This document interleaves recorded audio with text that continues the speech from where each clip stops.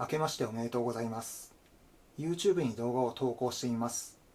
ちょっと重たい話をしてみたくて投稿することにしました。生きているうちに世の中に問うてみたかった話です。年始めの誰もがテレビや生活に飽きてくるこの時期に流していこうと思いました。ずっと YouTube に投稿してみたかったのですが、動画の撮影や編集に苦手意識があって手をつけることができずにいました。それで内容なのですが、大きく分けると健康のジャンルについてです。どうも YouTube は医療関係者以外の人が健康について話すことを嫌がるようですが、私はむしろ周りにいる普通の人がみんな健康について話す方が、結果として社会全体の健康を良くするのではないかと思っています。子供の頃、私は病気がちな子供でした。月に1回は風邪をひきました。その時間がとてももったいなくて、病院に行くために友達と遊ぶ時間が取れなくて辛い思いをしました。病院に行っても病気は一時的に治るだけでまた再発しました。また小学生の頃から鼻が詰まりがちでしばしば息ができなくなる瞬間を想像しては恐怖を感じました。どのようにしたら病気が改善するのかをずっと考え続ける人生でした。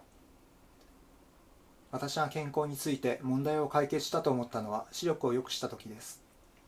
具体的には 0.3 が 0.8 以上になりました。細かな視力については調べていません。視力が 0.8 を超えると車をメガネなしで運転できます。ずっと私はメガネをつけないと車を運転できませんでした。普段からメガネを使わなくては生活できませんでした。というわけで目を良くする方法についてお伝えしようと思っているのですが、常識が違いすぎて伝わりにくいと思うので、今までどのように考えて体を良くしていったのかといった話をどんどんしていきたいと思います。ただ実際のところ、誰もが私と同じやり方で良くなるともまた思っていません。